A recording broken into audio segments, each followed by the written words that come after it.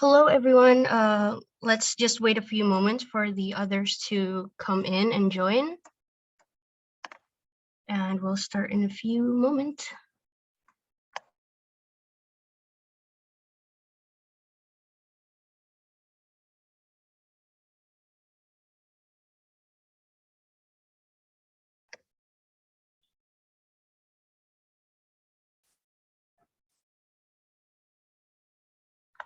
Okay.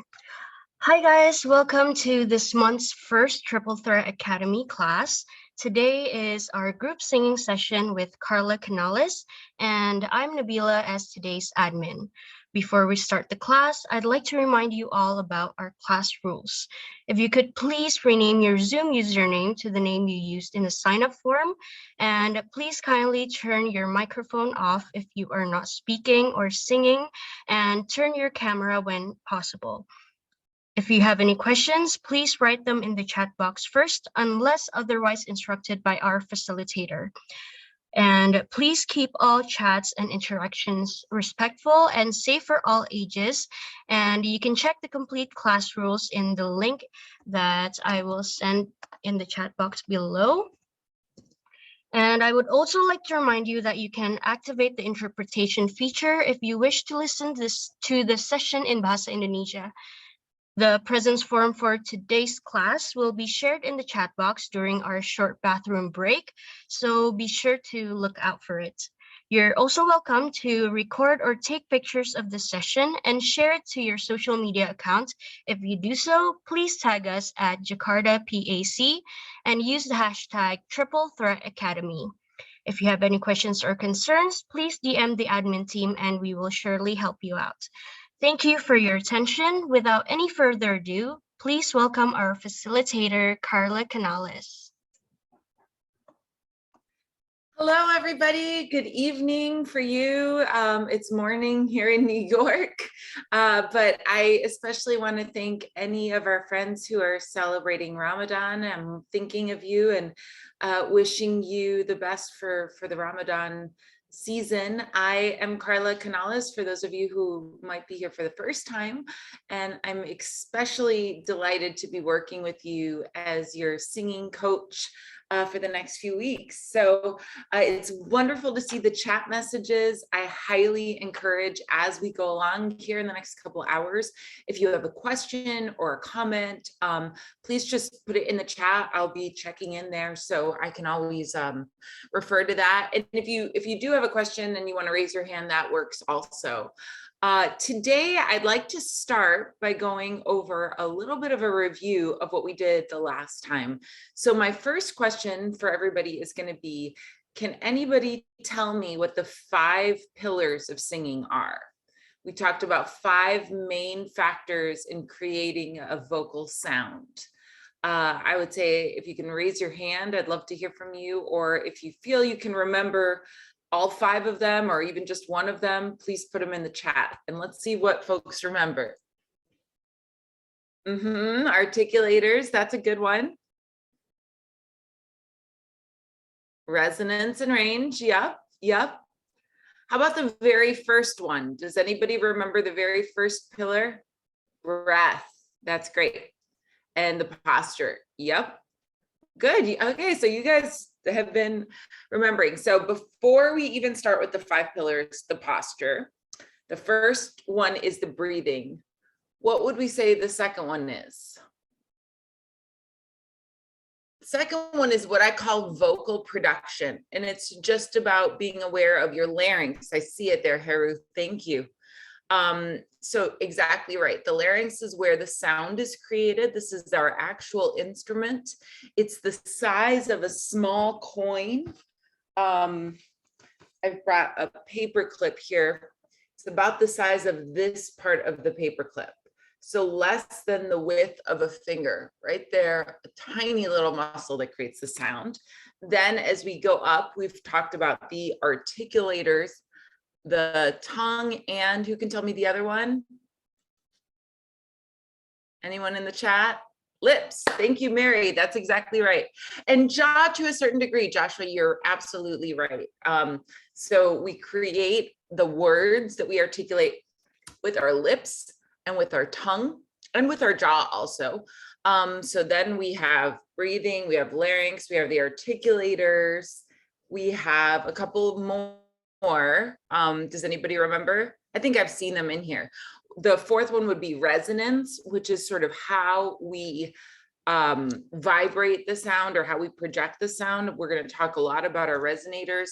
And then indeed, we're going to talk about the registers, the chest register or the sort of head voice register, which is called falsetto register for the men. So that's just a quick review. Does anybody have any questions about that? It's a good time for questions. I know we're going to take a lot of information in very quickly, so I'm always going to stop to answer questions. Before we go further, I want to show you a quick video because, as I mentioned, the one really tricky thing about being a singer is we never actually see our instrument, right? It's hi, I think we've got Bagus. There you are. Hey. Okay, so we never actually see the instrument unless we're under an MRI machine or something like that. So bear with me. I'm going to show you a quick video, a short video that I think is going to show you some things that at least I find very useful to see as a singer. Here we go. Okay.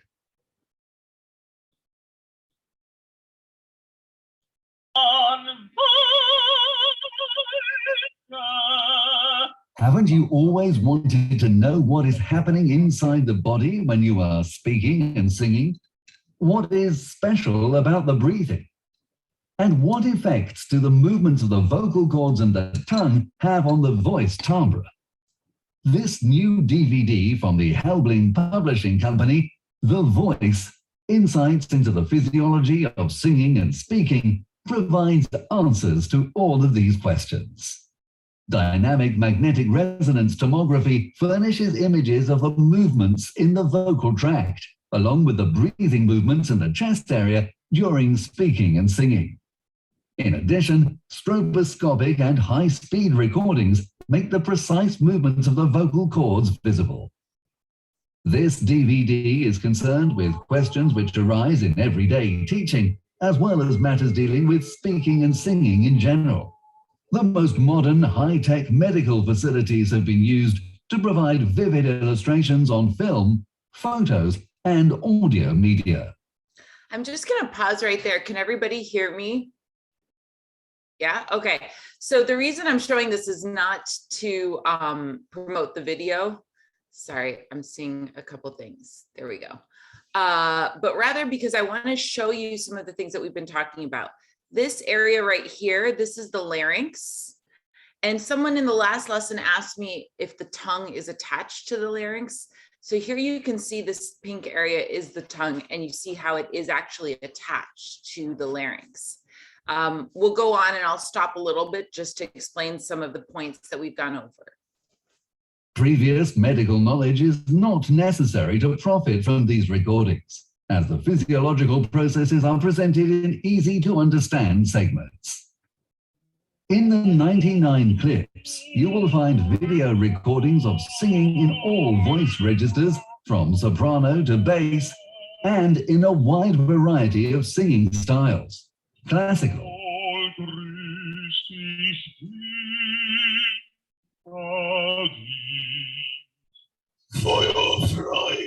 pop rock, musical,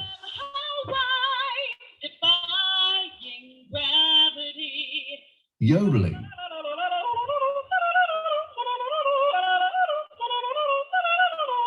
do you see the way the tongue articulators are moving very quickly?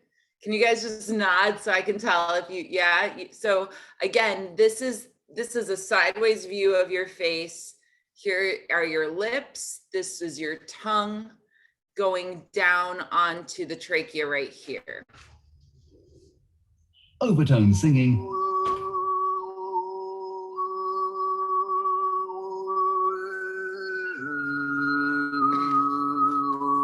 and beatboxing.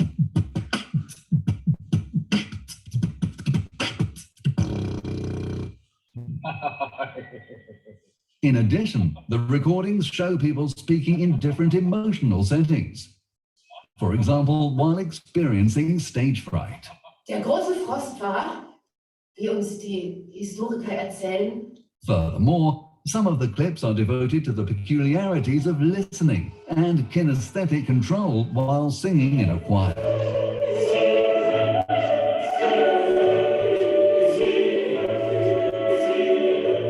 The flexible program structure allows for a broad spectrum of individual uses. This DVD can help you better understand how your So this, I wanted to show you this image because these are the vocal folds, the white portions right there. And you can't see it very well in this image, but they're actually muscles.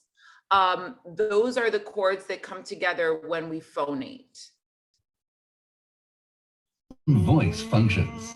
It offers unimagined insights into the physiology of voice formation and articulation. The complex processes of speaking and singing are explained clearly and compactly. This provides valuable tips and guidance, both for amateur choir singers and professionals in various genres. Yes, this is another very good image here. These are the muscles that attach to our ribs. So when we were talking a little bit about breathing, I just wanted you to see here the way that these are called intercostal muscles, the muscles between the ribs, and those should expand as we take a breath because the lungs fill with the air. This DVD also offers a wealth of practical everyday applications for vocal coaches and teachers, choir leaders, music teachers, and actresses and actors. Now available at your... So I'll just pause that for a moment. For how many of you is this the first time that you're seeing the vocal cords? Yeah, maybe I wish I could see all of you at the same time here to tell. So is it surprising to you what they look like? Can anybody tell me? It creeps me out. Yeah, it's a little weird, huh?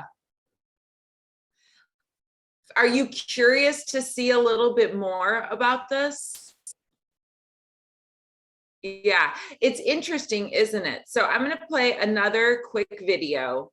And these videos are pretty quick, guys, but I do think they're helpful for us to see. So here we go.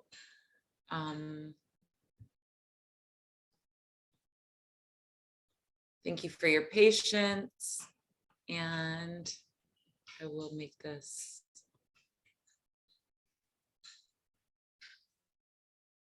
The larynx is a critically important structure for both life and for speech. It is very deep in the tissues of the neck. The larynx is made up of a series of cartilages placed atop the trachea. The cricoid cartilage sits immediately on the trachea. I want you to all just put your hands on your neck, and you should be able to find the voice box. Like if I take my fingers about 2 inches apart and I really go in here, I can actually move it around. And if you can hum for me, you'll feel it very easily.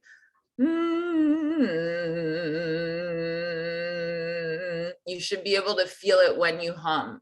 So just be aware of that. And the thyroid cartilage articulates with the cricoid. The tiny arytenoid cartilages sit on the posterior cricoid cartilage. The vocal ligament of the vocal folds runs from the arytenoid to the thyroid cartilage. The lateral cricoarytenoid muscle closes or adducts the vocal folds, rocking them toward the midline. Phonation for speech is initiated by simultaneously starting airflow from the lungs and trachea and bringing the vocal folds closer together. When the folds move closer together, the air pressure between them drops, and the vocal folds are sucked into the airstream and are pulled closed. The air pressure beneath the folds blows them open, but they are pulled back together by elasticity and the negative pressure of the Bernoulli effect. This cycle is repeated over and over until the vocal folds are abducted or removed from midline. When you look at the vibrating vocal folds in cross-section from behind, notice that they open from the bottom to the top and that they close from the bottom to the top. I'll just stop it there. So this is, I'll put the videos in the chat, and there are many, many, many videos on YouTube if you want to explore it more. But I want to see if you can do an exercise for me. And this is a very hard one to do on Zoom. But essentially, we're going to try something called the Glottis exercise. And I'll put it in the chat. Glottis, or a glottal attack, just means that the chords are coming together. If you saw in that last video, he talks about how they come together. So I'll see if I can do this on the Zoom. It sounds like this. It's almost, you can't hear it. I don't think you can hear it. But if you do the sound G, like g, g, g, g, that's your tongue bringing them together. So do for me, g, g, g, g, g. Yeah. You should be able to see the tongue go up. G, g, g, g. Yeah. Go ahead and move into your Zooms. As I said, we're going to do crazy things in these sessions. Yeah. I'm seeing it really well on Mario. Mario, great job. So your jaw should be able to stay in the same place. Yep.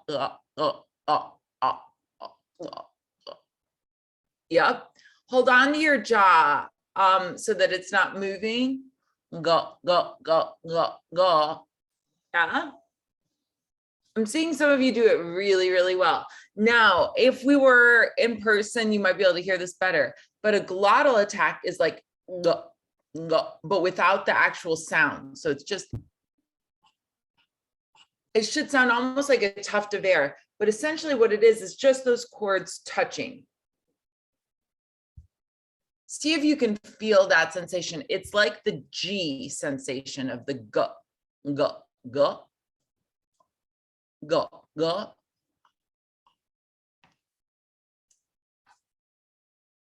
I love that you guys are all practicing this. Thank you.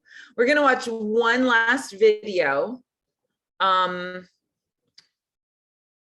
in the MRI. I hope this is helpful. Oh. Share screen.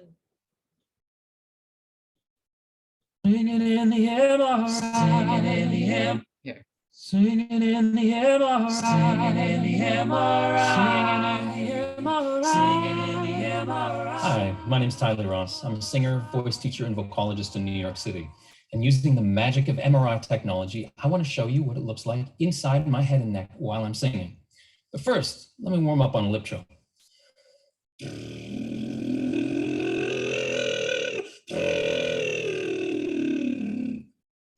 So I'm going to pause it there. Does everybody remember the lip trills? Yeah.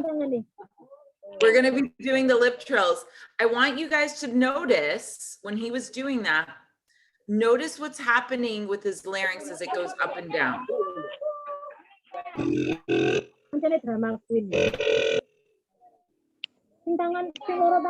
A raspberry. So just, I'm going to ask everybody if you can just please mute.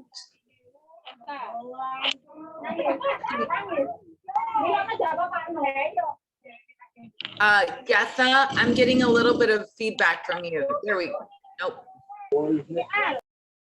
Thank you. There we go.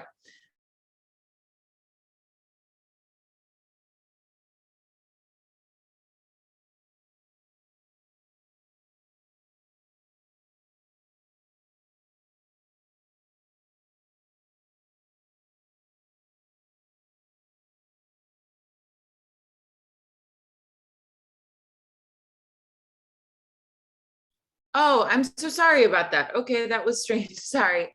I'll play the video again. So then he says here, how about a raspberry? Raspberry was our third exercise. We did lip trill.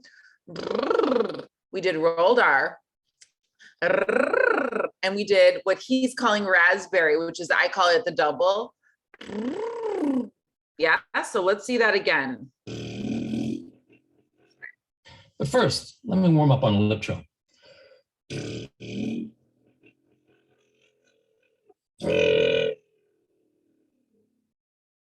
about a raspberry?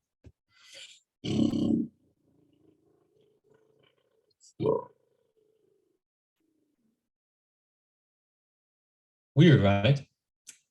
Want to see that on an ooh vowel?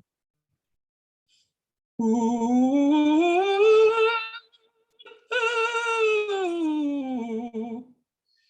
Now, before I go any further, let's try to figure out what it is we're actually seeing here. Let's go back inside and see if we can identify some of the features of the vocal tract. Lips, tongue. This difficult to control piece of anatomy is called the velum or the soft palate, but you can think of it as the nose gate. It opens and closes, controlling the flow of air and sound up into the nasal cavity. In most people, the velum is opening and closing constantly when we speak and sing, and we're barely even aware of it. Down here, we have the larynx, which houses the vocal folds. Now let's see what happens inside the vocal tract when we sing with contrasting singing strategies. I'm going to sing the end of Nessun Dorma, Puccini's great aria. I'm going to sing it in 4 different vocal styles. The first will be in a light mix. The second, in a forward-facing Broadway sound. The third, in a back and down operatic sound. And the fourth, in a style that will make Puccini roll in his grave, in a rock style. All'alba vincerò, vincerò, vincerò. So that, for everybody, that's a head voice sound. We've talked about sort of the falsetto or the head voice sound, yeah? All'alba vincerò, vincerò, vincerò. All'alba vincerò, vincerò, vincerò. All'alba vincerò, vincerò, vincerò. What you're looking at here are... So I'm going to ask you guys some questions about these 4 different styles, but remember I told you at the very beginning, we're going to cover all kinds of different techniques and styles. I want you to be aware of how different the tongue is and how different the soft palate is in these different styles, the things that he talked about, yeah? Comparative images of the same vowel being sung at the same moment in each vocal style. This is a frozen moment showing my vocal tract singing the E vowel on a high B flat. Now, for those of you who are interested, that's the as in vincero. Let's listen to it on a loop.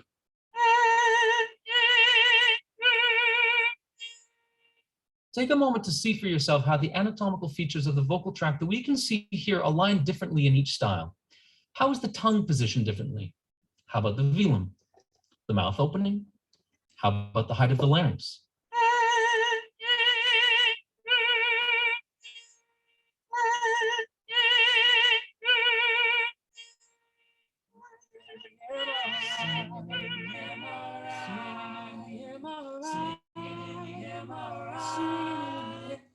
Okay, so I want to hear from you guys. I think we have some comments here. I'm sorry if I've been on. Can you guys tell me, what did you notice as some of the main differences? Please raise your hand so I can call on some people. Nobody noticed any differences in the 4 style? Yeah, Sarah, please go ahead. I think the tongue kind of like what kind of like difference, like at the video we show, like there was 4 pictures on it. I think the tongue have a different movement whenever we sing, either was head voice or other kind of voice. That was the thing I noticed. Yep, absolutely. The tongue plays a huge role. And by the way, guys, right now in the chat, I'm going to put the links to the 3 videos in the order that I showed them. As I said, there's a lot online. I hope you don't get lost on it, but particularly the last video, the guy who does singing in the MRI, I think he has some really cool videos if you have a little bit of time to watch him. Sarah, thank you. The tongue is probably the #1 factor. It's a huge component, right? And as you could see in the MRI, it is a big muscle, right? It's actually quite thick and dense, and it connects down. So what else? We have Kalisha. What else did you notice? I mostly also noticed the tongue, like for the opera one, the tongue was like way more open than it was for the rock. It was like way more closed. And for the nose one, is it called the soft palate? Velum? Uh-huh. I noticed that there was a difference in that one too. Like for the head voice, it felt a little bit more open. That's what I kind of noticed. Absolutely. Yeah. And the back of the tongue in opera tends to be, it's pulled down so that you get a very open sound. So when we refer to an open throat sound, some of you may have heard that phrase. It's this idea that the tongue in the back, as you can see it on MRI, is pulled down and back. So there's a lot of space for that big sound to resonate. Very good observation. Who else has an observation? What else beside the tongue did we see that changed a little bit? Who can talk? Yeah. Oh, Barisi. Hi, how are you? Hi, I'm good. How are you? Good. What did you notice? I noticed there's a thing that opens and closes on the neck. I forgot what it's called. It's can you help me out here? The soft palate. So, and yeah. I think they also explicitly stated it, and some of them it was closed and in some of them it was open. I couldn't remember which was which. I feel like the main observation that I made was that it's clear when we saw it in the like MRI, right? I imagine if we try to do that on purpose, like practically, I feel like I don't know. It seems like an almost impossible approach to do it mechanically like that, rather than maybe going for a more I don't know, practical approach. But maybe you can share some light on that as well. Absolutely. So this is why I wanted to be able to show you your instrument, like more or less what the anatomy looks like. But if we were to try to learn singing just through this like anatomical way, it's impossible. It's very, very difficult. It's a great point. We really have to feel our way as singers. And when we're on the stage performing, we can't really think about all of these, muscles and bones. We have to think about how it feels to sing, and not only think about how it feels, but trust the feeling, learn to trust our own bodies, right? Remember what I said at the very beginning, singing is like being an athlete. It's like being a sports athlete. You train the muscles and then you just trust the muscles to do what you train them to do. So let's also hear from Ime, is that right? Yes. Hi, what did you notice? I noticed that the mouth, if you're singing opera, it's more open. So it's like, but then for mix, I think it moves a bit sideways and making it more nasally. Absolutely. That's a great observation about the nasal cavity. And we're going to talk about that a lot more, about this idea of how nasality or nasal resonance plays into, particularly in musical theater. There was one clip in there of defying gravity. Did anybody see that? Yeah. So anyhow, I want you to feel that you can rewatch those videos if you want. I've put them in the chat here. Oh, thank you, JPAC. I'm sorry about that. I put them in the wrong way. But yeah, those are 3 really interesting videos. And in particular, the series of singing in the MRI. He's a pretty extraordinary singer, the guy who does them, that he can do all of the styles. So it's quite interesting. Okay, so what we're going to do here for the next half an hour, we're going to review a little bit what we did the last time. We're going to take a short bathroom break in about 30 minutes, and then we're going to come back and do some new exercises. And this is mostly how we're going to format the sessions. There's always going to be a review because, again, I want you to be really learning that muscle memory. I want you to be focused on retaining what it is that we cover before we cover new material. So let's go back. We did some kind of goofy exercises to start. Who remembers the nasal, flaring of the nose? Do you recall? If I zoom in, I want everyone to come really close to their screen here. Can you see it on me? So I want you to put your fingers on these muscles right here. And I want you to practice pushing your fingers out. And the reason that we practice this, who can remember what this exercise does? Anybody remember? It was just a week ago, you guys. We're going to go through this for weeks and weeks. Yes, Joshua, thank you. That's exactly right. So this is a test. Who remembered to make a notebook? Yeah, because I can't expect you to memorize everything we go over, but I do expect you to have your notebooks ready. And in the notebook, you should have nasal, what do I call it? I call this the bunny exercise because it looks to me like a rabbit, but nasal flaring exercise, you could call it. And that is to expand these muscles because it helps you raise your soft palate. That's exactly right. And that is how I would write that in your book. Exercise number 1, nasal flaring, or the bunny exercise. How many of you can show me your books on the screen? I want to see how many books I've got here. Yes, yay. Oh, it makes me so happy to see your books. Thank you, thank you, thank you, thank you.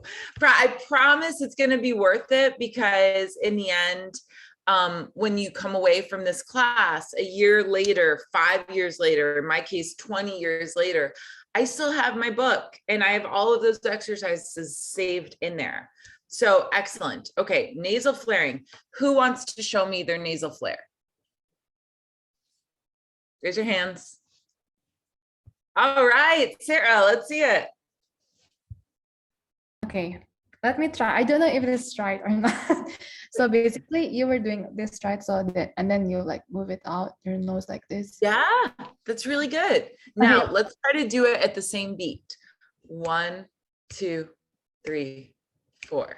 1, 2, 3, 4. Can you try to do it at that beat? I don't know. Let me try. 1, 2, 3, 4, 5. Okay, 6. Maybe you can say the beat and then I do it. Yeah. Okay, ready?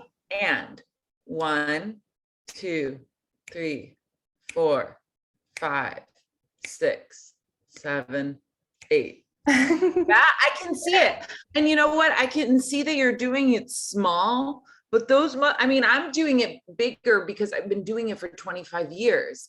The main thing is just to start to exercise those muscles. Excellent job. Really good job.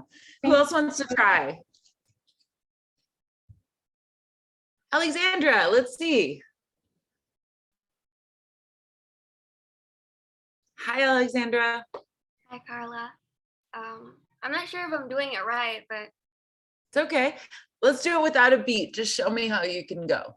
I have very small nostrils. Can you see? I can see. Yeah.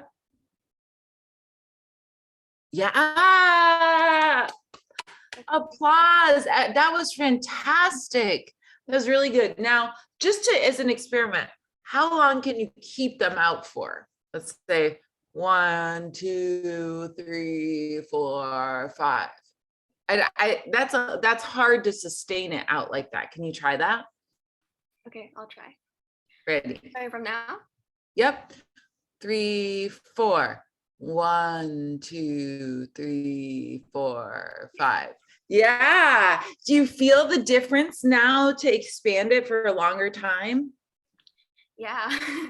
Yeah. Okay. So this is kind of step 2 of the exercise, guys, is see if you can expand it. For those of you who are maybe not yet getting the flared nostril thing, try imagining that you have a flower and you're smelling the flower. So like you're really taking in the smell of a flower. Yeah. Great. Who else wants to try?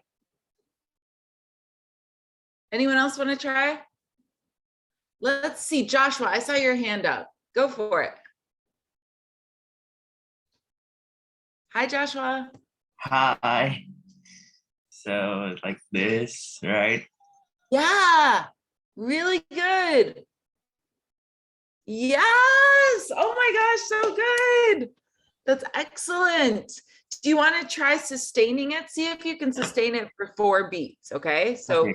1, 2, ready, go. 1, 2, 3, 4, 5, 6. Oh, 6 beats, Joshua. Good job. Yeah, And you can it keep gets a little going. bit shaky at the end, like Right. it's And you know why it's shaky? Because it's a muscle, right? And when muscles are stressed or when muscles are doing something new, they start to wobble because they're like, wow, this is new for me. That was excellent. Really, really good. Good Thank job, you. Joshua. And Joe, let's try you. Let's see. Hi, Joe. Okay. Yes. Really good. Is that right? Yeah, you've got it. You've got it. Do I need to inhale when it widens? Do I need to inhale? You can at first as an exercise, but it's not necessary. Like if I'm doing this, I don't need to be feeling. Now, another thing I will challenge you is to go slow and to go fast. So like if I were to go 1, 2, 3, 4, or can I go 1, 2, 3, 4? I can't go super fast, but I want you guys to play with tempos. Try going slow, try going fast, see how that feels. Really good job. Great job. Thank you, Joe. Great job. Thank you. We'll do one more. Let's hear from someone we haven't seen yet. How about Efika? I don't think I've met you yet. Yeah, we haven't met yet. Hi, Carla. Hi, how are you? I'm good. How are you? I'm great. It's nice to meet you. Thank you. Let's try. How's it feel? Should I put my fingers on it? Can you do it without your fingers? I'm gonna try. Yeah, you've got it. Something like that, yeah. Yeah, absolutely. Absolutely.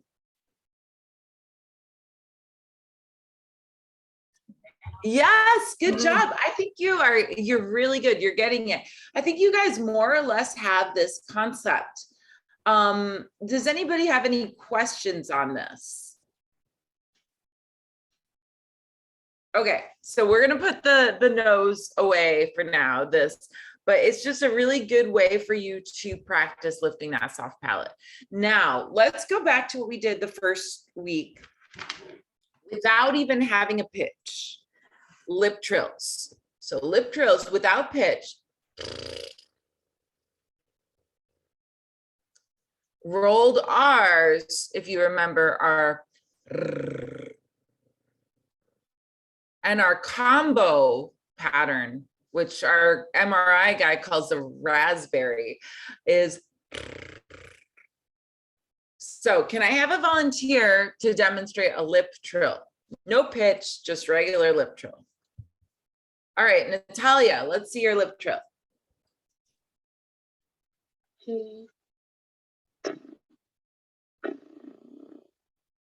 Yeah, there you go. Really good. You've got it. Excellent. One more person who wants to try it. Arali, is that right? Hi, yes, it's Arale, or it's really hard to say my name in English, honestly. Well, how do you say it? Let me try. Arale. Arale, I got it. Would you like to try the lip trill for us? Yeah, sure. Excellent. Now I'm going to challenge you. Can you do a long lip trill? How long can you go for? I see. Okay. Should I set a timer or we'll do it together. We'll do it together. No worries. Ready? 3, 2, 1.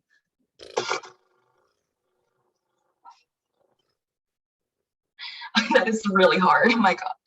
It's hard, right? So that's sort of step 2 is once you can do the lip trill, I want you guys to start to practice to see how long you can go for. That was great, Arali. Thank you so much. Yeah. Great job. Yeah. One more. Let's have Anindita. Anindita. Am I saying that correctly? Hi. I think you're on mute. Yeah. You can just call me Dita. Dita. Dita. Okay, hi Dita, how are you? Hi, I'm great. I'm great. Great. Would you like to try the lip trill? Okay.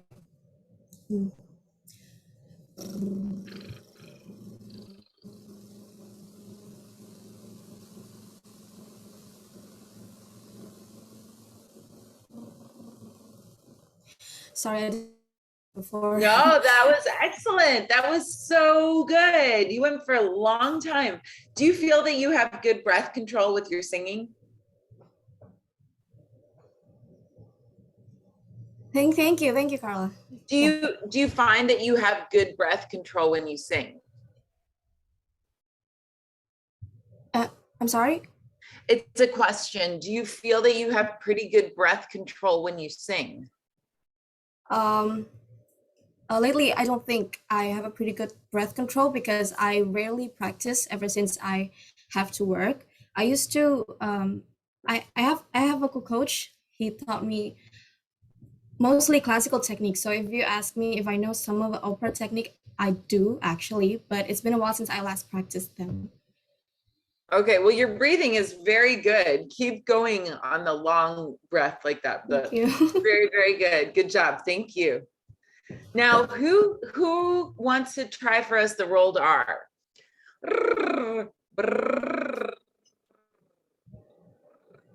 Excellent. I'm going to pick on some people I have not yet heard from because I just want to give us all as much opportunity. So Joy, let's hear your rolled R. Hi, yeah. Hi, Joy. Hi.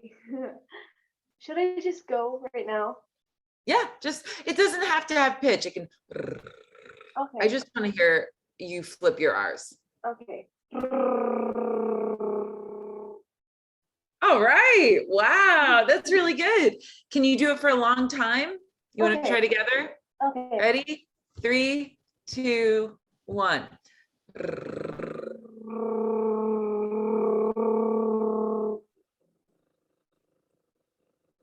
Now, if you get off, can you come back in, or how do you reset if you stop?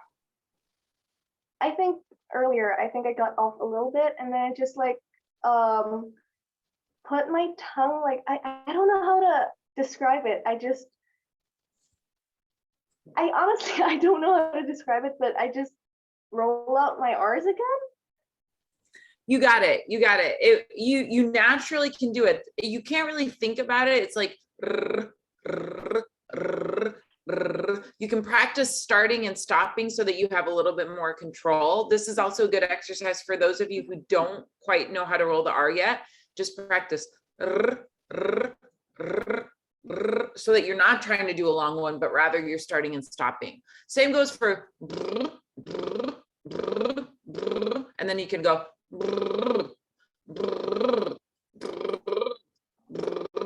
so that way you can get longer. Yeah. Great job, Joy. Rio, let's hear your rolled R. Hello.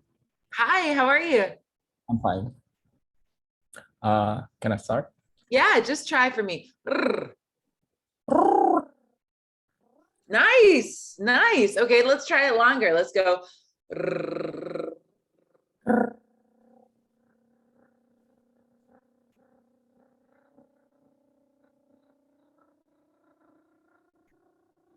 Wow. Okay, somebody's really good at this. Great job. And I know we have some mic issues too on hearing these sounds, guys, but bear with me. That was excellent. That was really, really good. Great job, Rio. Okay, I have a question. Please. It's about nasal flaring. Mm-hmm. You always have to the nasal flaring, is it only for exercise, or do you have to always do this even when it comes to singing? It's a great question. So when I sing, I find it helpful to think about nasal flaring because it will lift my palate. Now, there are going to be times, and we'll get into this more stylistically, when I don't want my palate lifted. Lifting my palate is going to give me a good head tone. It's going to give me a good vibrato, but it's not necessarily what I want if I'm doing like a very pitter-pattery singing, like I'm trying to think of like a song that would demonstrate this, but something where there's a lot of words, then I might want a little bit more forward singing, that forward thing that we saw in the MRI. But I would say 90% of the time that I'm singing, I want my palate lifted. It just gives me a pure tone. It's a way to just get a rounder sound. Pitter patter. Pitter patter is like I'm trying to like songs that have a lot of words. And the words go very, very fast. Why can't I think of any songs that have a pitter patter?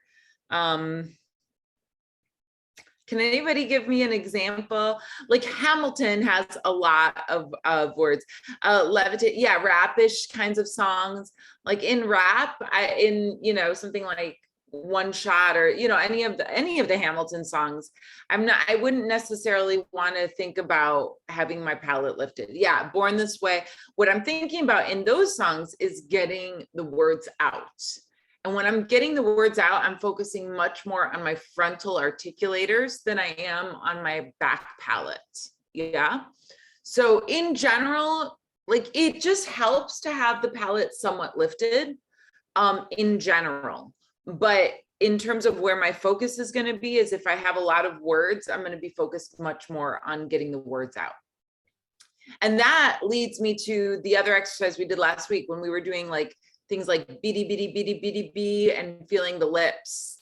Like when you're doing that, you're not thinking so much about the palate, you're thinking much more about the front articulators. Good. Now I want to move to that third exercise, that crazy third exercise. Do you guys remember? Can anybody try that for me? Deeky, you want to try it? Yeah, I see you doing it. Give it a try. Yeah, let me try. I don't know. Hi, Deeky. Hi, Carla. Okay, let me try. Excellent. That was really good. That was really good. Let's try it together. Let's see if we can go for a long time. Ready? 3, 2, 1.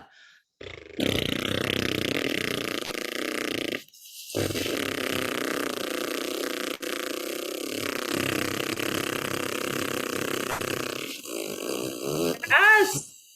So do you feel how the air has to kind of be consistent? When you put too much air, then it kind of stops. And if you put too little air, it stops. You feel how the airflow is so important, right? Yeah, sure. It is. So good. It was so good. You want to do it one more time? Okay, let's do it. Ready? 3, 2, 1.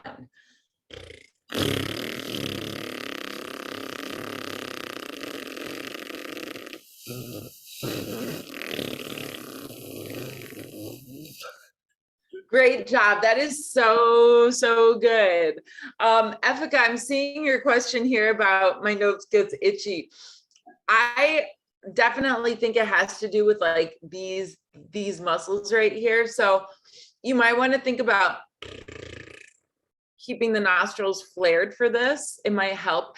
It's mostly if you're getting itchy nose or like, it's just new muscles. You guys are training brand new muscles and that takes some time.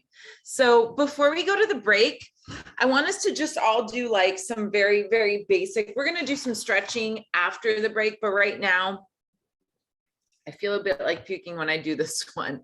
Yeah, again, it's just new exercises. Don't fret about it. I definitely would say if you're about to puke, then stop. But if you're just feeling these sensations, that's normal. I want us to just for fun, just for like, I'm waking up still. You guys are going to bed soon, but let's just start. And we're just going to do very basic 1, 3, 5, 3, 1 or do, mi, sol, mi, do on either a lip trill, a rolled R, or the raspberry. And I'm going to alternate it. So it'll go like this. Then we're going to go up and go up.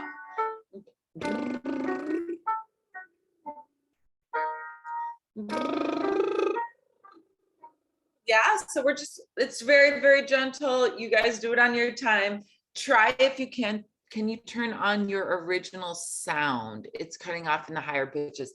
I have tried to fix this, guys, and I actually just ordered a microphone. So hopefully by next week, I should have a new microphone because I'm just using my laptop. Maybe if I move away a little bit, this might be better. But just join me. It doesn't have to be, you know, I think it is the Zoom settings. I think you're right. Let's try it here.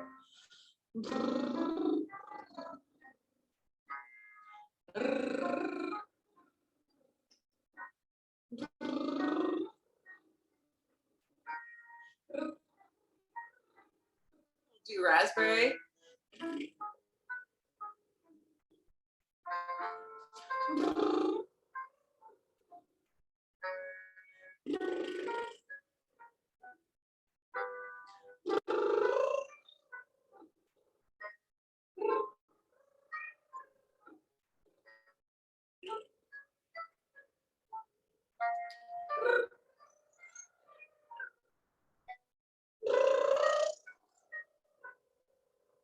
I'll sort of stop there. Yes, you can turn on the original sound through the audio setting in Zoom. Thank you for that, Abigail. I will work on that on the break so that I can get that right. Now, the main thing here is I want you guys to be trying all three. Let's take a quick poll, and I'm going to put this on full view so I can see. How many of you prefer lip trill? Why don't we do it this way? Yes, if you prefer lip trill, that would be, raise your hand. I want you to pick one of the three that's your favorite.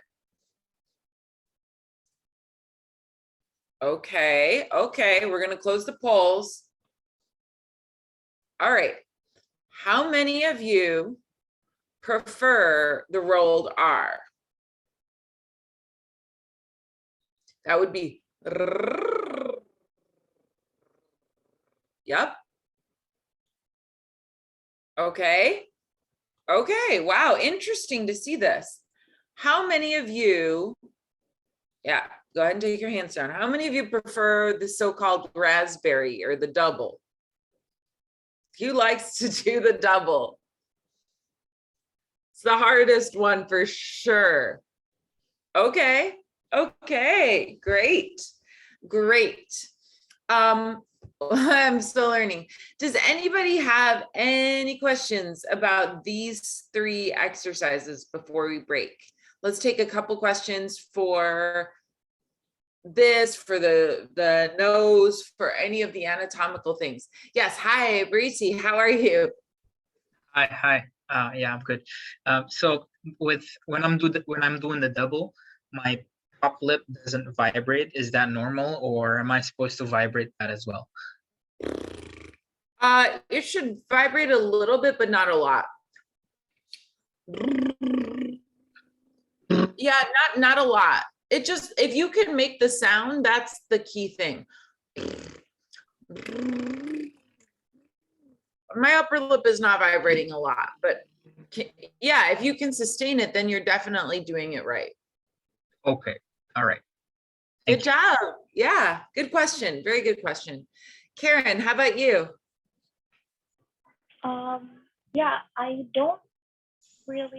not really able to do the body exercise. I don't think I can do it well. I don't really feel the muscle. Like I can do it, but not when I'm thinking about it.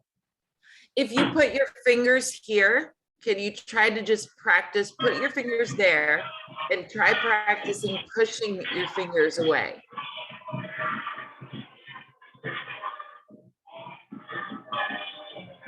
I don't think I can do it. I feel like when I don't think about it, I can do it. But when I think about it, I can't do it. I'm sorry. The background sound is so loud. It's okay. It's okay. It's pretty normal for people to feel like they can do it when they're not thinking about it. So try to find ways to incorporate it. So I would just say to keep practicing. That'll come with time. Karina, how are you? Hello, I'm fine, Hi. thanks. Nice to meet you. Nice to I meet want you. to, yeah, I would like to ask about the lip trill. Like, where do we place our tongue and teeth during the lip trill? The lip trill. Your teeth should not be touching, and your tongue should be in a very neutral position. I would rest it behind my bottom teeth. Yep. I see. Thank you. Yeah, the teeth should be a little bit apart for sure. Good question.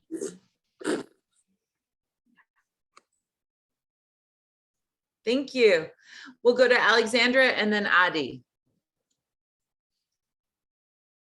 Hi, Alexandra. Hi again, Carla. When I'm doing the raspberry, I feel like only air comes out. It's like I can't make anything vibrate, and when it does, it's only my upper lip, but then like the lower one doesn't do it. But then most of the time it's just air coming out. Can you just try to think about biting your tongue and getting it loose? So again, I would practice it really slowly.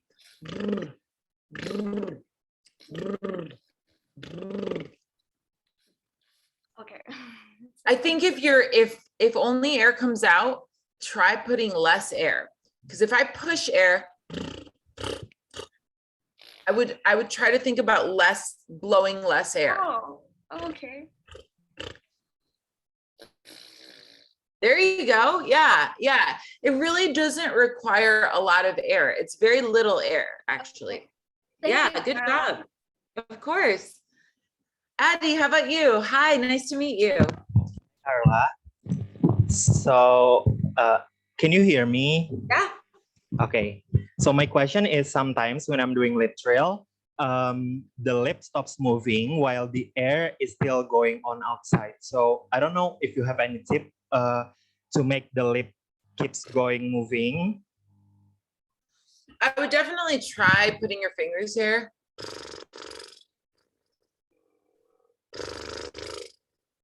The goal with this exercise is for your lips to be entirely relaxed, no muscle tension. Because if you have any muscle tension in your lips, it won't vibrate. It won't flop around, right? So you could try putting your fingers there, but you can also try like really to get loose. You could try trying to make your head loose, shake around. Yeah, the more you don't think about it, as someone said earlier, the easier it might be to do. I will try that then. Yeah, I'm gonna, of course, my pleasure. And I'm looking at the questions here. Any tips on tongue control? We're definitely going to work on that next after the break. But for those of you who cannot do the rolled R yet, try practicing this. Patati, patati, patati, patati, patati, patati, patati, patati, patati, patati, patati, patati, patati. You want to practice the tip of the tongue coming up. Patati, patati, patati, patati. That exercise will help you find it. Are there any ways not to just spray spit everywhere when we do trills or raspberries? It'll come with the territory, definitely. I think also putting your hand in front and just feeling how much air you're putting out. You'll be able to gauge how much air. This is a good kind of mirror exercise. So guys, it's 9 o'clock now here. Let's take a 5-minute break. Everybody, this is a good time to go to the bathroom, get a drink of water, and then we'll come back and we're gonna cover some new territory, okay? 5 minutes. Thanks. Welcome back, everybody. I keep saying good morning, and of course it's evening for you guys. I have changed the setting on my Zoom. I hope that's going to help us out. Thank you for your patience, everyone. I did order a microphone, And I hope that that will make a difference. Oh, thank you, Martin. That's sweet. All right, we're gonna go on to doing some more warm-ups, everybody. And as we do that, I know that last week I started to talk to you also about posture and breathing. What was one of the exercises that I gave you to find a good posture? Can somebody remind us? Maybe somebody wrote it in the book. Wall sitting, yes, thank you, you got it. And that is very helpful because it will align your back up, right? You can also try lying on the floor with your knees bent. But I think wall sitting is a great way to practice. So when we're doing that, you remember the exercise that I gave you that was something like this? Can you guys hear that? Do you remember the panting exercise? Let's do it all together. You don't have to unmute, but I kind of want to have a little competition here and see who can do the panting for as long as possible. It's going to go like this. Ready? 3, 2, 1.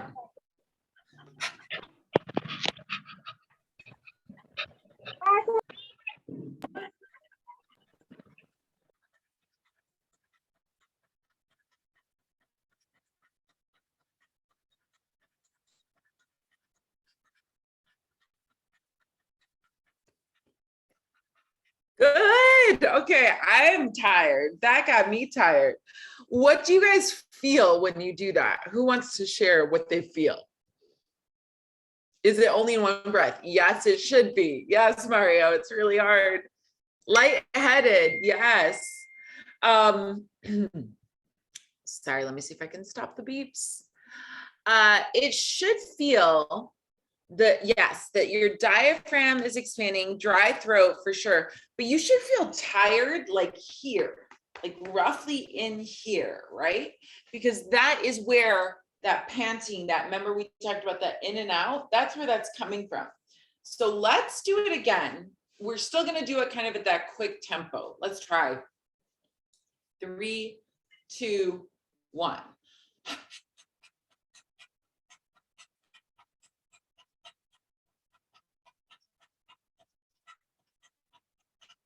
Now, I'm going to stop because it's not so much about going for a long time, but I hope that you guys all feel that these muscles are getting tired. Is a strategy to let out as little air as possible. Yeah, you're not letting out a lot of air, but the main strategy is to keep it going for as long as possible, really. I want us to slow it down so that you can really feel that in out. And I'll try to stand. Maybe you can see it on me if I take off my sweater. But again, the idea is that you're going in, out. So if I were to do,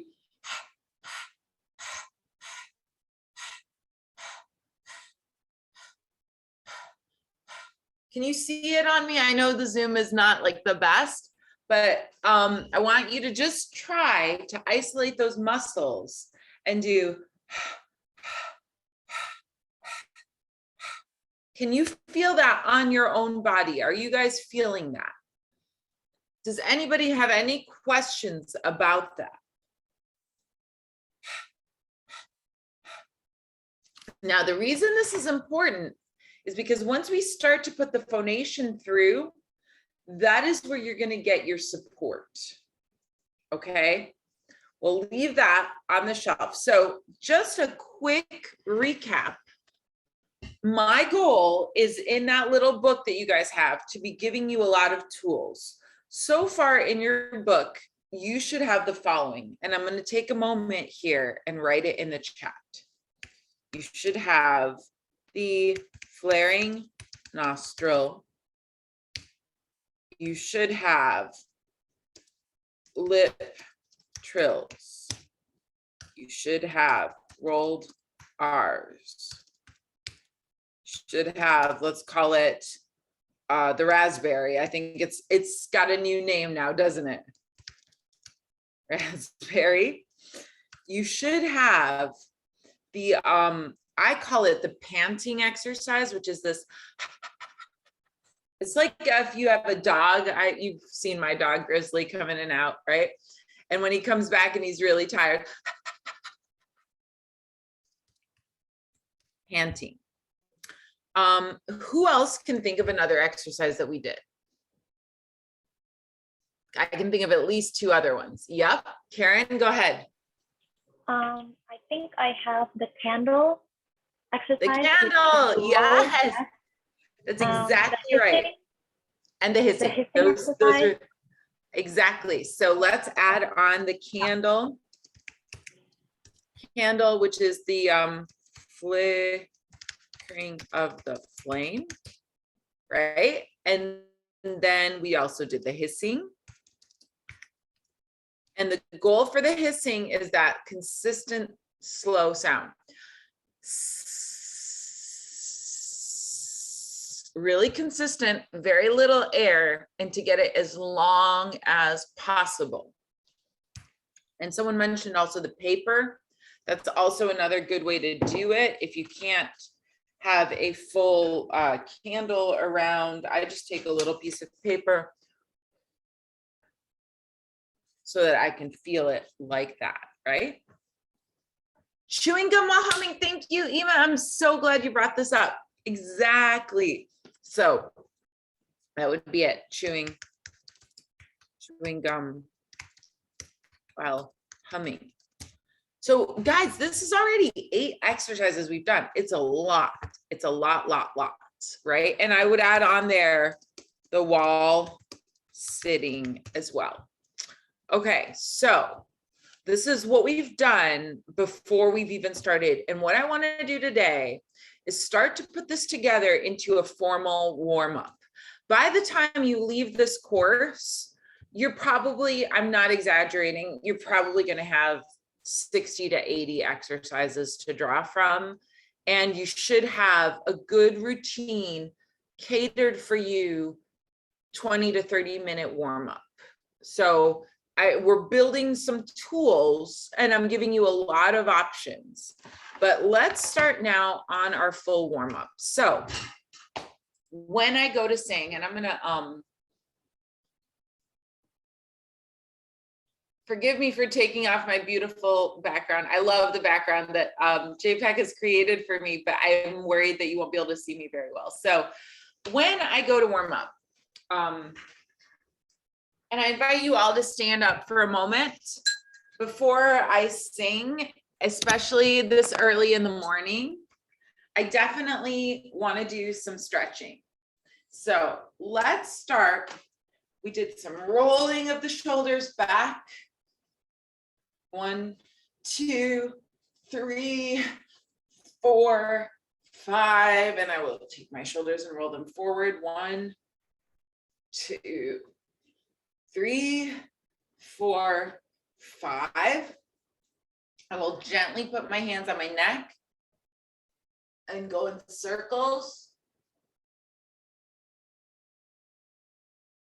And then I'll go the other way in circles. My neck is a little tight today, I can tell. I'll look this way. I'll look that way. Now, remember the one I gave you also like this? Can you see?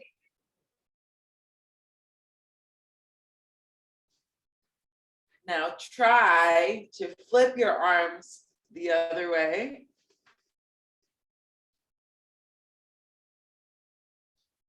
Good, you guys are doing really, really well. I'm going to give you another one. Take your hand. I want you to put it kind of at this angle with your palm out. And yeah, I hope you can see it here. Go like this, and then take this hand and gently move it. That always hurts me for some reason. Maybe move your jaw around a little bit. Now let's try the other side.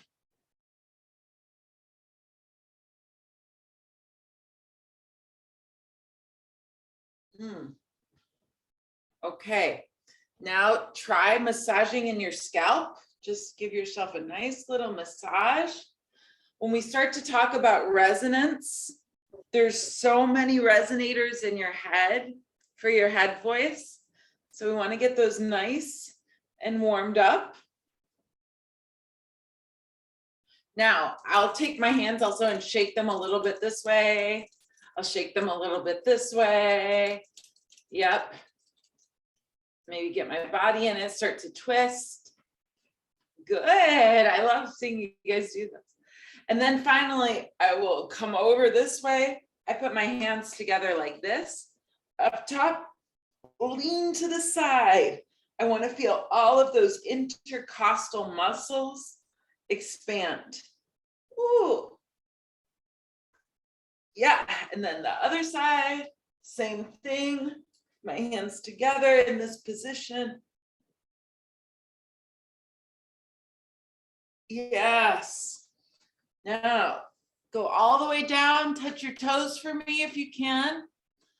Let your head hang heavy. Maybe sway to the side and then come up very slowly with your knees bent. There we go. We're going to do a count of 10, 9, 8, 7, 6, 5. Bend your knees. 4, 3, 2, 1. Roll your shoulders back. Now I feel like my body is ready to start singing. This is so important, guys, because your whole body is your instrument. And especially when you get into making sort of louder, bigger, longer sounds, you have to have a good support. So now we've warmed up our body a little bit. I invite you to put one leg, one foot slightly in front of the other. Sorry, it's the technology of our wonderful Zoom here. I don't know if you can see this. I always put one foot a little bit in front of the other one because it keeps my knees bent. Yeah. What I don't want to do, this is not good because this makes me want to tip over, right? And this would have my knees locked. So either this way with the knees a little bit bent or maybe one foot in front of the other. Yeah? Cool. Thank you for bearing with me with this. Okay. All right. So let's just start very gently on that lip trill that we did. We're going to take this. I hope you can hear okay. Let me know how this goes. But I'm just going to basically do.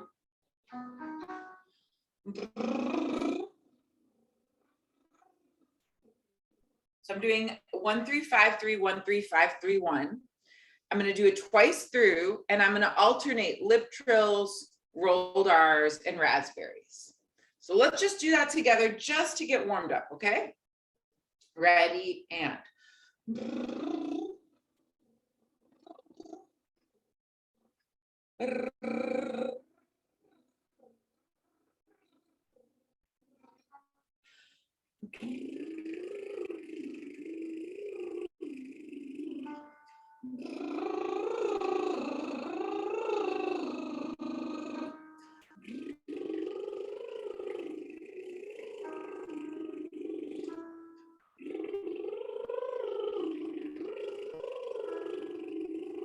Okay, so we're working on the articulators, we're working on the breathing, we're getting all of this kind of flowing. Now I'm going to get into some new exercises, and I'm going to sit down so that I can be visible for you guys, but you can stay standing or you can sit down. We've talked about this, this sort of hissing thing. Now, I want us to start to make some staccato sounds. So far, we've really not been focused on sound. We've been focused on the articulators and the breathing. Now we're going to start to look at sound a little bit. So I want to see, how does the sound connect to the support? And basically, I'm going to demonstrate what I do. It's just a very basic staccato. When your belly moves from going in and out, how do you inhale? So the inhalation, as I said the first week, your ribs should expand, the lungs take in the air, right? It's kind of, if you think of a surprise breath, if someone surprises you, your chest should not go up. The chest really stays concave, but the ribs expand. Do you remember last week that we did this on, I had you kind of go down on your chair with your belly against your legs, and you should be able to feel something pushing against your belly when you do it that way. That's also another really good exercise. But when we talk about phonation, we're just going to do staccato. I'll go on a middle C. We'll do something like, let's go ooh, ooh, ooh, ooh, ooh. So I'm just going to do ooh, or you can do e, e, e, e. And what I want is for you to connect this feeling here of the e, e, e, ooh, ooh, ooh. I want you to connect that. And we're just going to do it very quickly. E, e, e, ooh, ooh, ooh. E, e, e, ooh, ooh, ooh. E, e, e. So I just want that feeling of the connection to the support. Do you guys understand the exercise? Cool. I'll start a little bit lower. E, e, e, ooh, ooh, ooh. E, e, e, ooh, ooh, ooh. E, e, e, ooh, ooh, ooh. E, e, e, ooh, ooh, ooh. Yeah, does that make sense? Awesome. Okay, I know this is like a big thing. We're making sound now. Now let's try. We're gonna do do, re, mi, re, do. E, e, e, e, e, e, e, e, e, e. Ooh, ooh, ooh, ooh, ooh. So just staccatos, those three notes. By the way, can you guys hear me okay? Is the microphone better now? Yeah? Okay, good. Thank you. Good. So let's try it here. E, e, e, e, e. E, e, e, e, e. You should definitely feel a little bit of a bounce here. E, e, e, e, e. So what I'm looking for again is the attachment to the support from here, but also I want you to put your hand here and just feel those vibrations. E, e, e, e, e. E, e, e, e, e. Ooh, ooh, ooh, ooh, ooh. Do you feel a little bit of a vibration here? Excellent. Any questions on this? No questions? Yeah, hey, Natalia. Okay, hi again, Carla. I have a little question. For the staccato and the breath, like painting, yeah, you said painting. I feel the staccato and the like a dog breath. I feel that I can make it, but sometimes I feel my diaphragm move, but more often is my chest move. Okay. Is it right, or is it a wrong way to do it? Because sometimes my vocal coach said that I usually use my breath not from the diaphragm but from my chest. So when I breathe, like my arms go up. So I want you to practice this way. Try this. Try giving yourself a hug. Remember we did these things with the arms and we're connecting back there? See if you can actually just try to actually connect your hands. I mean, it's impossible, I think. But now take a big breath like this. Everybody, you can try it.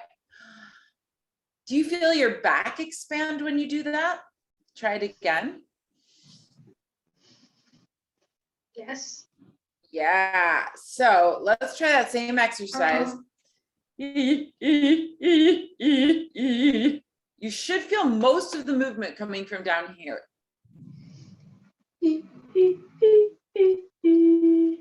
There you go. Okay, so mostly I'm looking for you to not move your chest up.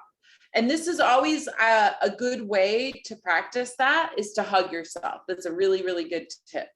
I'm looking in the chat here, how to make strong vibrato voice, because my vibrato is very soft. We'll get to that. Don't worry. That's like 10 lessons ahead. Stomach voice. So there is no such thing as stomach voice. Your stomach is for digestion of food, right? The lungs are for the air. Voice is up here. What you're going to feel out here is, as I mentioned, when that diaphragm, and I'll try to find some other videos for next week. When the diaphragm goes down, the stomach and the internal organs will move out, right? Because they need, the diaphragm goes down, it has to create some space, so these things move out. So that is what you're feeling in this motion, yeah?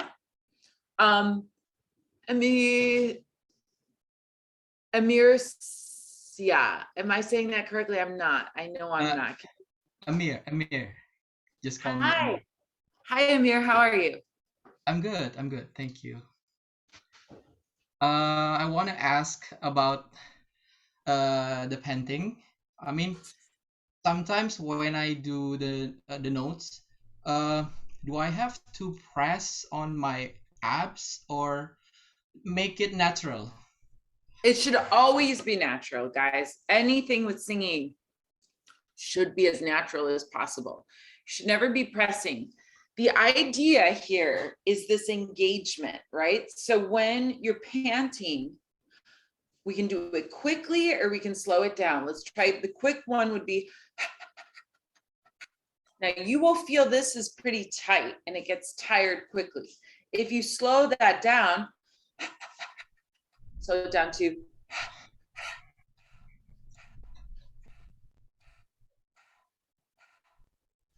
that slow is your staccato, or wherever my pitch is.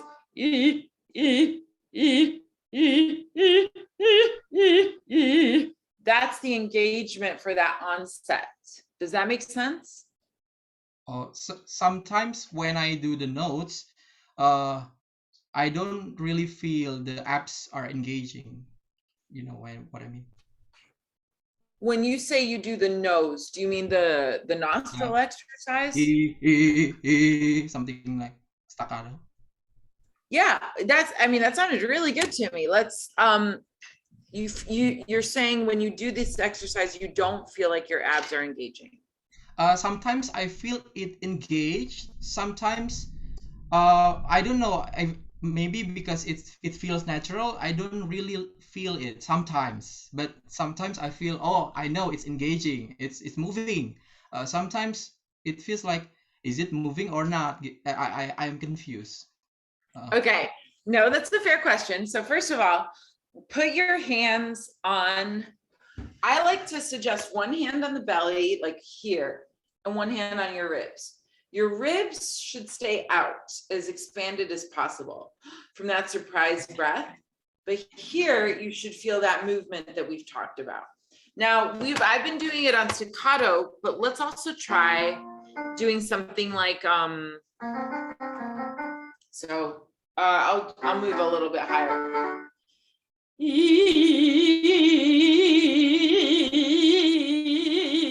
So now we're actually doing sound. Like before we were doing, right? Now we're actually putting the tone to it, and see how long you can move that exercise for. Oh, it's a turn, right? A turn? Yes. 1, 2, 3, 2, 1.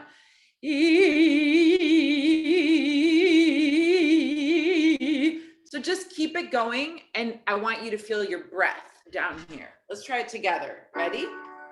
Ready. Yeah,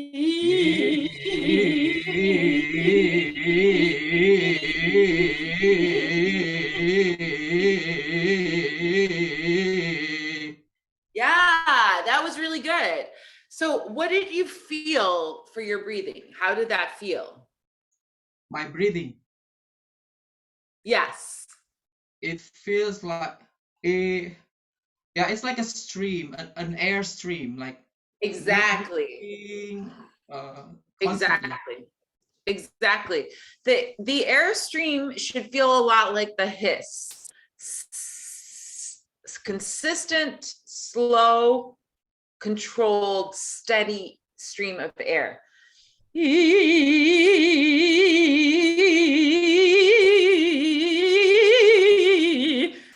I can go up, I can go down, I can do whatever. But right now, I don't want to complicate things. It's the first lesson. So let's just try those 3 notes. And if you prefer, also you can try ah, you can try ooh. Ooh is a nice vowel for this also. Let's try it all together, guys. Ready?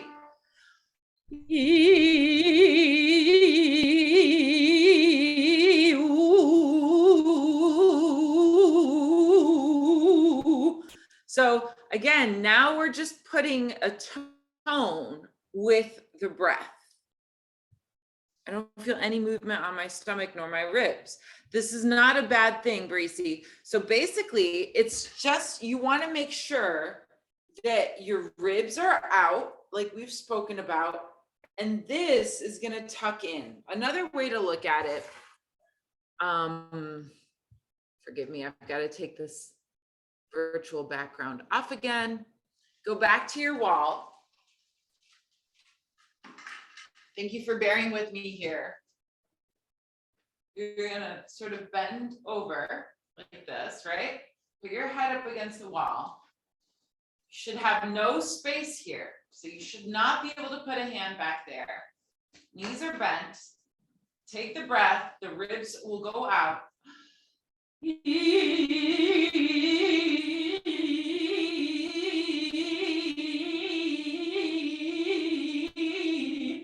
I feel the tuck.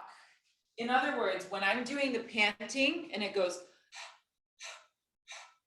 this on the E is like a very slowed down version of that. It's going like that same motion, but very, very, very slowly. Can you guys try that for me against the wall? Make sure your knees are bent. Yeah, there we go. Ready, and.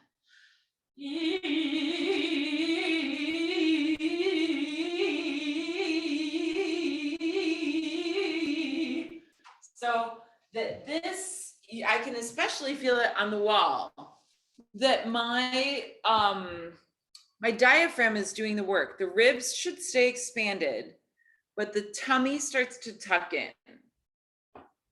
Any questions? I know this is a really hard thing to explain, and I just want you to practice it in this way against the wall. Yeah? Does anybody want to ask a question maybe? Yeah. Kalisha. Hi. My question is, when we do that, like, is it all in one breath? Because when I did it, like sometimes I can do it all in one breath, but other times it's like I feel like my breath is like I'm losing it. Like, okay, definitely there's no number that you have to do, but yes, it should be in one breath.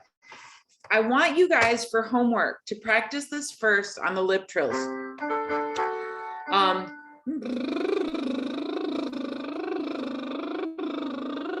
It's just, you just keep going. There's no like a 1, 2, 3, 4. It's just move the air, then try it.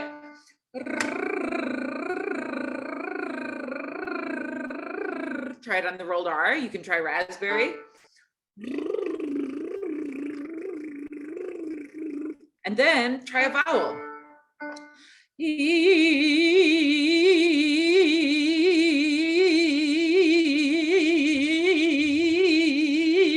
Just until you run out of air, right? And slowly you'll build that time up with your breath. Yeah? Does that make sense? Cool. Thank you. Breezy. Yeah, hi again. So I still wasn't sure the point of leaning against the wall. Is that so you can feel your ribs move? When you're against the wall, you should feel that tummy tuck. Like, in other words, I sort of keep referencing the when I'm doing this exercise against the wall, that same motion of the tuck comes in for the E's slowly.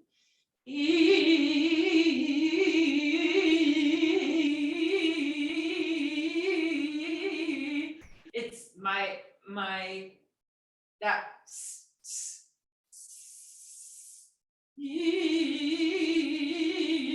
so in other words, I'm feeling the control for the air from down here from my diaphragm. Yeah, does that make sense? So as opposed to if you're not leaning against the wall, then it's harder to feel that.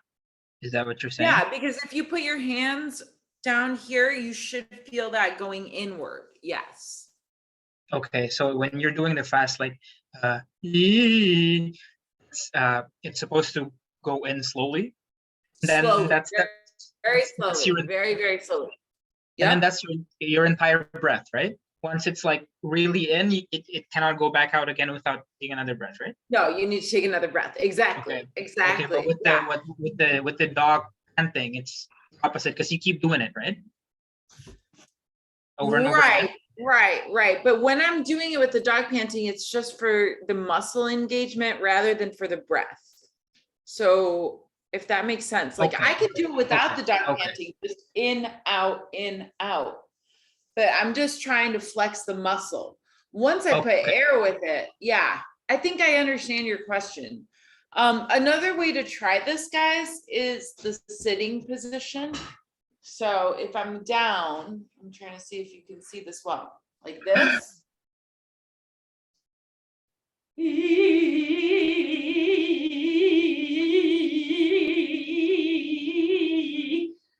I can feel these muscles engaging in that way.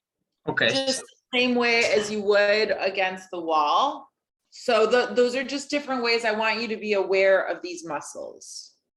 Okay. So the fast one is for your breathing, but the dog breath is for your muscle, kind of. Yes, it's just to be aware of the muscles. It's mostly building an awareness of muscles. Just like here, I'm trying to get you to be aware of this muscle and to learn how to control it. Okay. It's the same thing there. All right. And that practices the muscles, right? Yes. Yeah. Okay. All right. Thank you. Yeah, of course. And I saw a good question here about, do we use our nose or mouth to take a deep breath? Different teachers will teach this different ways. There's no right or wrong answer.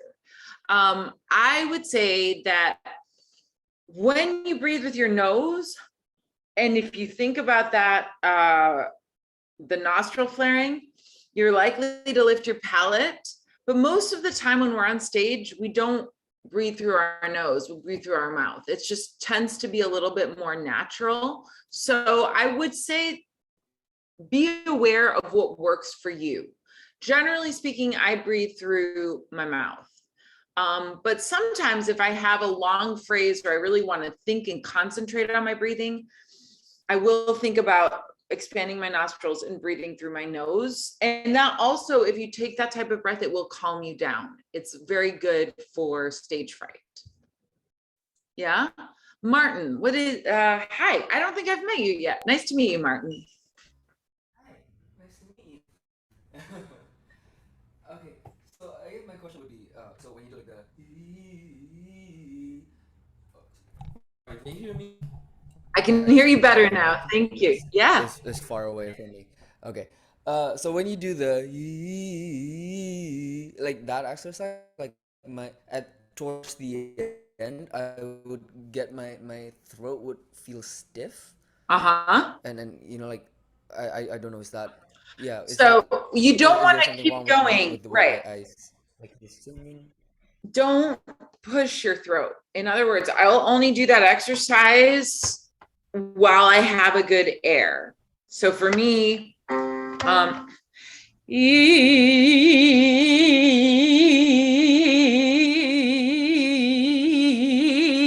see, I get to a certain point where I don't have a lot of air and I would get my muscles stiff. I just stop. That's the time to stop.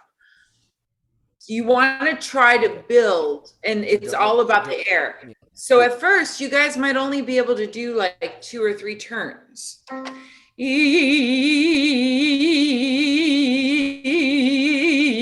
Like you don't have to do more than 5 turns at first, and then try to build a little bit more. But if your throat starts to clamp or close, that's just stop. Okay. Does that make sense? Okay. Thank you, Carla. Of course, Martin. Yeah. Benita. Hello. I'm still confused about the nose flaring. Is it has to be in one breath, or, and my eyebrows tend to like how to give it? Well, so partially, I was going to cover eyebrows next time. Another exercise for us as singers is to be able to lift the eyebrows without flaring the nose. Oh. So all of these exercises are about learning to isolate the muscles, right? Like, for instance, there are people who can lift one eyebrow and not the other one. Like, they do one and then they do the other one. I can't do that. But it's really about learning to understand these muscles. There's nothing wrong with lifting your eyebrows when you flare your nostrils. It's essentially a response to all of this lifting, and your soft palate is lifting at the same time. So again, it's like if you smelled a flower, or I would invite some of you to put some perfume or something that smells, maybe a good food, and really smell it, and you'll feel all of those muscles inside and through the back behind sort of lift. And of course, your eyebrows also lift as part of that. That's completely natural. Okay, thank you so much. Yeah, of course. I want to try one more exercise with you guys, because I feel I'm covering a lot of territory. But sort of the new exercise for the week is this turning exercise, right? So it's just 1, 2, 3, 2, 1. If you go by numbers, I'm going to write it here in the chat. 1, 2, 3, 2, 1. Turns, I'll call it. Or you might say it as do, re, mi, re, do, turns. And just flow them. You might find that they're easier slower.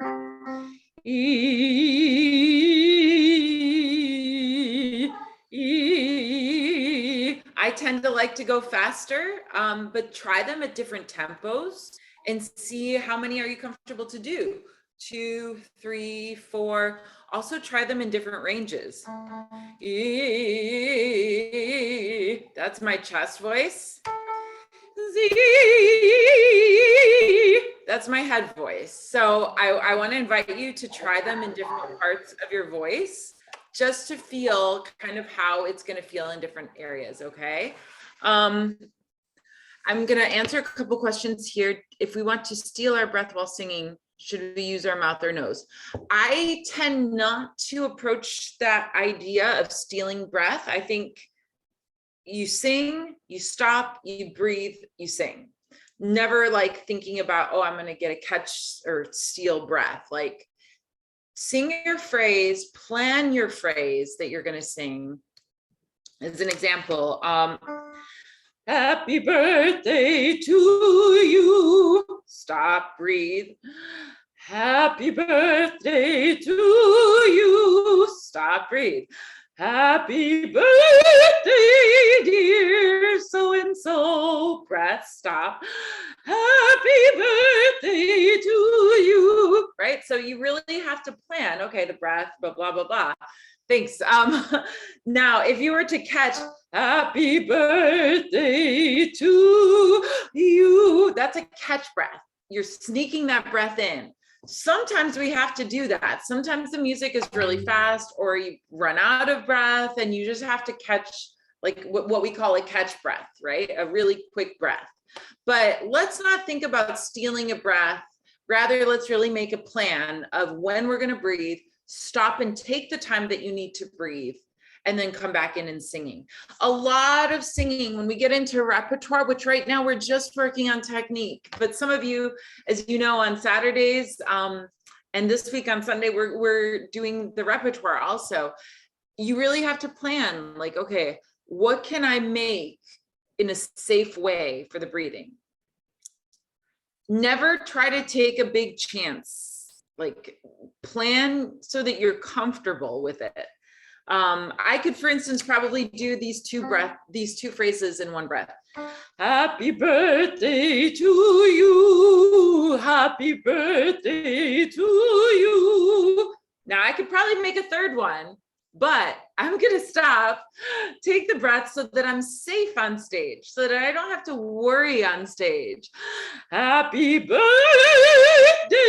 Then I can bloom the top note because I have the extra air. You never want to like really put yourself on stage in a position of saying, oh, I don't know. Karena aku sudah mengambil nafas yang baru. Sedangkan kalau kita mencuri-curi nafas, maka kita nggak akan bisa merencanakan bagaimana kita akan bernyanyi. Nah, kalau kita merencanakan nafas kita, maka nanti di panggung kita akan bisa percaya diri, kita nggak akan merasa nervous, dan kita akan melakukan hal yang memang sudah kita latih. Pertanyaan dari Steve, aku akan membuat ini jangan jelas. You're learning how much air you have and how to manage it. And that is number one priority. How much air do you have? How do you manage it? Number two priority is, how can I increase my management? How can I make that management better? Right? But I would not be playing the number two game of, oh, let me test how to increase it on the stage. When I go on stage and I perform, I want to be super safe. I don't want to be testing my breathing abilities. So again, could I do the whole thing? Happy birthday to you. Happy birthday to you. Happy birthday. Now I need a breath. Now I definitely need that breath, right? So I'm going to take the breath after the two phrases. Happy birthday to you. Happy birthday to you. Breathe. Happy birthday, dear, blah, blah, blah. Happy birthday to you. Maximize my breath, you. Right? So then I can play. Then I have some flexibility, but I never want to test my breathing on stage. It would make me super nervous to do that. Does exercise holding breath in water for a significant amount of time help? I don't know that that helps. I mean, that's not really different from doing the candle exercise or the hissing exercises. I do know that swimming helps. And the reason that swimming helps, and all breathing exercises, because you're exercising your lungs and your breathing muscles regularly. So you're, growing the amount of capacity that you have for your breath. I don't know why, but my voice sounds a little bit nasal all the time. Is that normal? Different people's voices are different. And, let's not forget that you use your speaking voice all the time. And that is the same as using your singing voice. You're using your instrument to communicate 24 hours a day, or the hours that you're awake, right? So for some people, like my speaking voice tends to be around a middle C, middle D. So I sort of speak somewhere around there. For example, quand je parle français, dès que je commence à parler français, if I speak French, ma voix, ça monte, and I speak in a higher tone. O cuando hablo en español, mi voz es mucho más alta than when I speak English. When I speak English, my pitch goes down. So it might be interesting for you to see when you're speaking your native language, how that compares to when you speak English, for instance.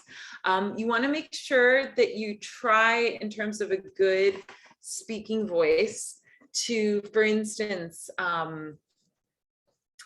there are certain tips and tricks. Vocal fry is something you want to avoid. Vocal fry sounds like this. If I speak with my voice really grovelly, that's a vocal fry. That's not good for either your singing voice or your speaking voice. People who smoke a lot, they tend to have that vocal fry. If I were to talk all the day down here, blah, blah, blah, blah, blah, you can feel that kind of pressure, that compression on the vocal cords. And sometimes people will also just exercise that by going,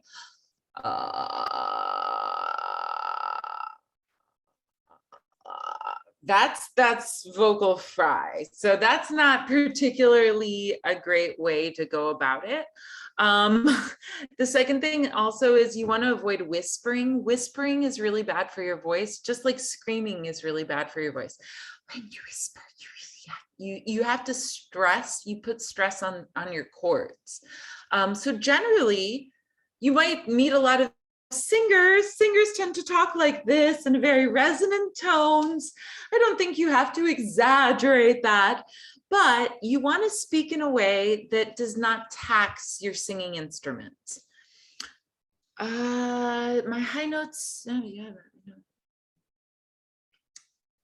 You can definitely strengthen your head tone. We're going to talk a lot about that. Opera singing is a way to strengthen your head tone. So the last exercise I want to give you today is just a beginning exercise for you to understand the difference between your head tone and your chest voice. And this is my husband, ladies and gentlemen, my husband. Sorry, when I don't have the background on, you're gonna see my doggo, you're gonna see my husband. So, chest tone, head tone. Ooh. We saw in the video the yodeling. Yodeling is essentially a way for you to go back and forth between the two. So I want you guys to practice. We're gonna go bottom up, bottom first. Ah on the bottom, ooh on the top. Ah, ooh, ah, ooh, ah, ooh, ah, ooh, ah. Just for fun. This is not, again, about a perfect tone, but I want you to practice it slow and fast. Ah, ooh, ah, ooh, ah, ooh, ah, ooh, ah, ooh, ah. Just see how that feels. And now we're going to practice it the other way around from the top bottom. Ooh, ooh,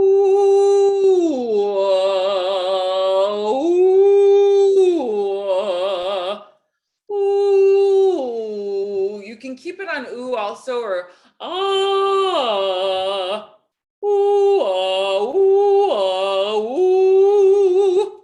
So let's take a quick vote. Who likes bottom up? Who finds that easier? I do. I definitely find bottom up easier.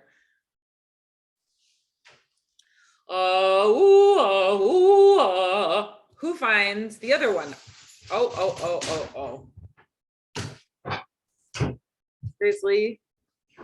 Sorry, guys. Who finds the top down up easier? Some, especially men, tend to find that one easier. Yeah? Okay, so this is a really good exercise for you guys to understand the register differences. And I want to invite you lastly to try it slowly. Ooh,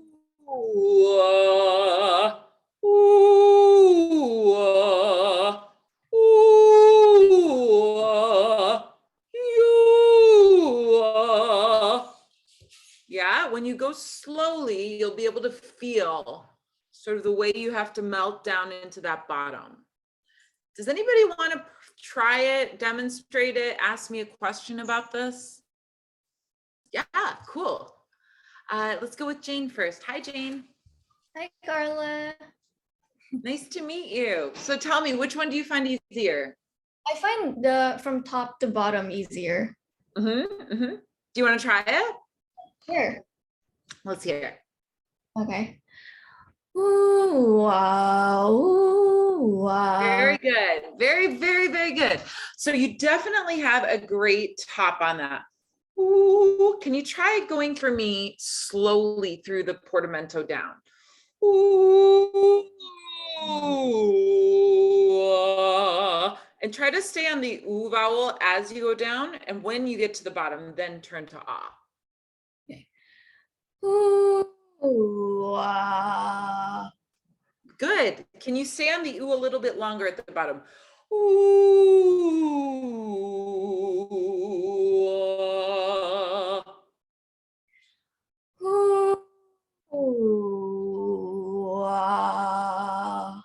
Good. Very, very good. I want you to keep practicing it that way. And also try higher also.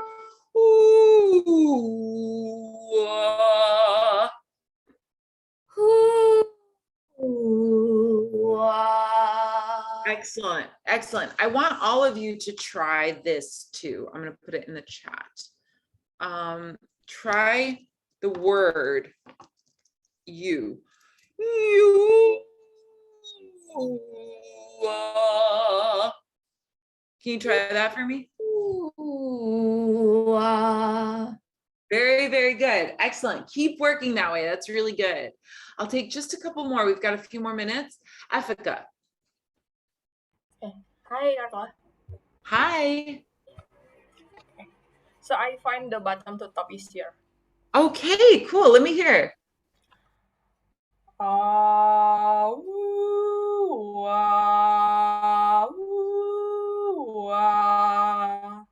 Definitely. Yeah, I can hear that. It's so great. As you go up, can you try going slower for me? And let's try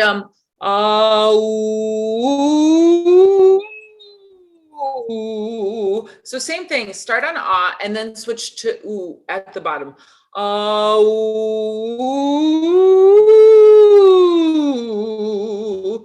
Okay.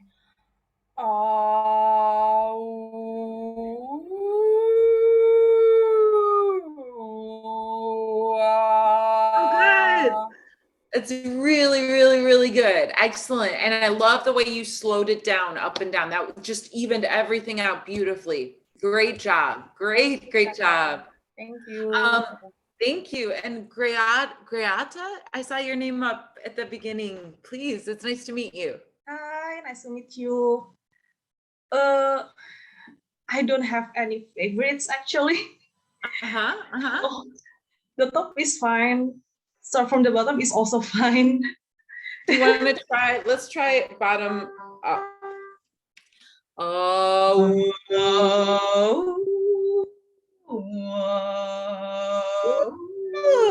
Yes.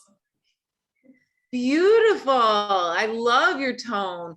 Can you try it from the top to the bottom for me, just so I hear the difference?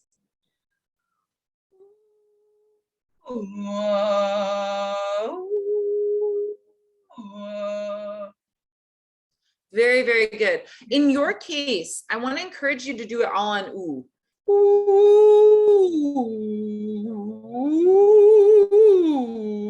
Can you try that for me?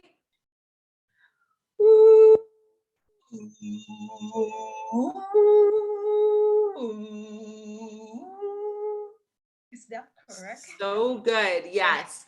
You have a really nice natural vibrato on your oo vowel, and I want you to keep that throughout.